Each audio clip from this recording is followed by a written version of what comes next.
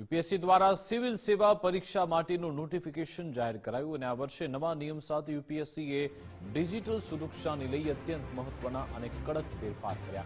નવા નિયમ અનુસાર જે ઉમેદવારો અગાઉની પરીક્ષાના આધારે આઈએએસ અથવા આઈએફએસ તરીકે નિયુક્ત થયા છે તેઓ સીએસસી 2026ની પરીક્ષામાં બેસી શકશે નહીં.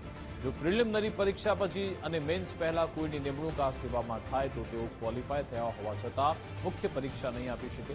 આ ઉપરાંત જો કોઈ ઉમેદવાર અગાઉ આઈપીએસ તરીકે પસંદગી પામ્યા હોય તો તેઓ 2026ના પરિણામના આધારે ફરીથી આઈપીએસ સેવાનો વિકલ્પ પસંદ નહીં કરી શકે. જો તમે 2025 કે તેનાથી પહેલા યુપીએસસી પાસ કરી કોઈ પણ સરકારી નોકરીમાં જોડાયા છો તો સરકાર તમને તમારા બાકી રહેલા એટેમ્પ વાપરવા માટે 2026 અને 2027 એમ 2 વર્ષની છૂટ આપે છે.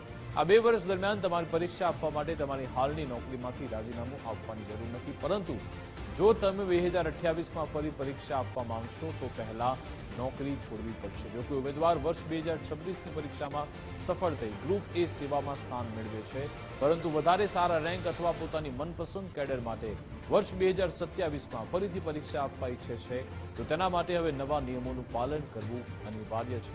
આવા ઉમેદવારે જે તે સંબંધિત વિભાગ પાસે વિધિવત રીતે ટ્રેનિંગમાં જોડાવામાંથી મુક્તિ માંગવી પડશે.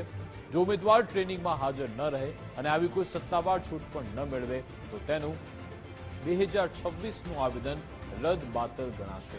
પરીક્ષામાં ગેરરીતિ અને છેતરપિંડી રોકવા યુપીએસસીએ ટેકનોલોજીનો આશરો લીધો છે. હવેથી એઆઈ આધારિત ફેશિયલ રેકોગ્નિશન અને આધાર વેરિફિકેશન ફરજિયાત બનાવાયું છે.